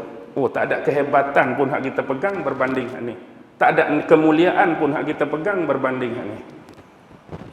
Memang semua skeptik, benar atau salah, setiap penganut pasti akan mempertahankan apa aliran yang dia wakili. Walaupun benda tu salah. Kita jangan bercakap atas mana-mana agama, tetapi sekiranya kita mewakili mana-mana aliran, mana-mana akidah, mana-mana kepercayaan pun, skeptik paling awal kita akan pertahankan walaupun benda tu salah. Oh, agama kamu tak betul tu macam ni. Betul. Agama kamu tak benar tu. Mana boleh. Dia skeptik, dia akan mempertahankan. Mana-mana pun. Tak logik dia duduk dalam satu, aku saja duduk di sini, memang agama ni teruk. Aku saja je memang agama ni salah. Memang agama ni tak betul pun, aku saja-saja je duduk dalam agama ni. Tak ada akan berkata demikian. Pasti skeptik mempertahankan tu ada. Tetapi untuk menilai dan mevaluekan semua sama adalah sesuatu yang tidak logik sama sekali. Walau apapun isu ini akan digunakan untuk meraih apa? Meraih keuntungan. Sebenarnya untuk menghancur binasakan cuma satu lagi yang masih tersisa. Apa dia? Apa dia? Agama yang masih ada lagi, yang masih mengekalkan kemurnian tauhid dia pada Allah Subhanahu wa taala, Islam. Inilah sasaran. Itu antara contoh yang pertama. Contoh yang kedua, dia akan datang daripada segenap musyrikin. Antara yang paling awal memusuhi paganisme, keberhalaan, akan memusuhi tauhid. Trinity pun akan memusuhi tauhid. Dewa-dewa pun akan memusuhi tauhid. Tuhan-tuhan kuno, pagan-pagan kuno juga akan memusuhi tauhid. Tetapi sejarah menyebutkan kepada kita kelestarian agama manapun mereka adalah pembawa agama suci tauhid. Walaupun Yahudi dengan keyahudian dia, tengok apa yang dibawa oleh nabi-nabi yang berbangsa Israel. Adakah Nabi Ibrahim membawa isu dua Tuhan, Trinity, ataupun berhala, ataupun kedewaan? No. Adakah Yusuf, Yakub, Ishak sampai Nabi Isa membawa isu-isu yang sama seperti tadi? Tidak. Semua nabi-nabi ini membawa jalan dan pelurusan yang sama, kemurnian tauhid kepada Allah. Begitu juga dengan Nabi dan Rasul yang terakhir, Muhammad. Bagaimana kacau bilau yang besar boleh berlaku dalam agama ini? Tiada lain yang tiada bukan ialah kerana ada seorang figure yang begitu tegar melakukan perjanjian ini sejak awal dengan Allah. Aku pasti akan menyesatkan sekalian Bani Adam. Dan dia tidak pernah akan berhenti daripada menyesatkan manusia. Salah satu ialah membuat keragaman dan kepelbagaian dari sudut kepercayaan terhadap Tuhan ataupun Allah. Dia mungkin boleh membuat mana-mana bentuk ideologi, mana-mana bentuk kefahaman, mana bentuk agama, tetapi cara yang berbeza, cara yang salah dalam menanggapi Allah Subhanahu wa taala. Yang kekal, kita kekalkanlah warisan yang diwarisi daripada sejarah para nabi dan para rasul. Dan peringatan ini penting, termasuk yang eksternal tadi, iaitu golongan munafikin yang bermuka-muka. Kalau saya nak sebut istilah orang Kelantan, dia terlajak pula, dia jadi bahaya sangat. Orang Kelantan sebut jenis orang munafik ni kan, dia panggil mulut manis masam. Faham tak? Mulut manis titik masam. Mulut manis tu masam lah. Tu istilah untuk menunjukkan golongan orang yang bermuka dua, talam dua muka, kaum munafik. Mereka akan sentiasa bermanis muka, tadi dalam masa yang sama mereka tak berhenti gigit, mereka tak berhenti serang, mereka tak berhenti buat trouble. Ya, memang kita tak tahu apa agenda mereka, tapi secara umum musuh-musuh ni tak akan pernah berhenti, tuan-tuan. Selama mana belum dikiamatkan bumi ini, selama mana belum dimatikan syaitan iblis, selama mana Dajjal belum dimunculkan dan dizahirkan oleh Allah, itulah yang akan berlaku. Serangan akan sentiasa bertali arus. Sebenarnya benda-benda macam ni bukan untuk paranoid, bukan untuk menakutkan, tapi untuk persediaan. Apa yang kita alami menerusi ilmu-ilmu di akhir zaman, supaya kita ini tidak tercampak ke dalam golongan tersebut dan menafikan diri daripada bentuk kematian yang pernah dialami oleh kaum-kaum terdahulu. Kita tak mau kita mati, kita tak mau wafat dalam keadaan sama seperti umat terdahulu yang menjadi penentang kepada Nabi Nuh. Kita tak mau kewafatan kita sama seperti kewafatan penentang Nabi Lut. Kita tak mau cara kita mati sama seperti kaum Nabi Hud.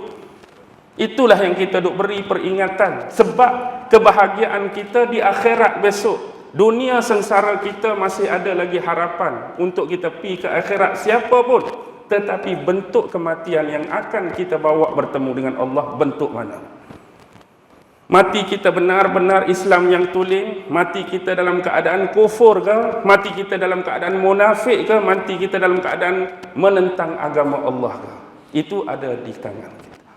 Dan peringatan itu sentiasa dilakukan oleh mana-mana da'i, mana-mana mubalik, mana-mana tuan guru, mana-mana ustaz memperingatkan hal ini.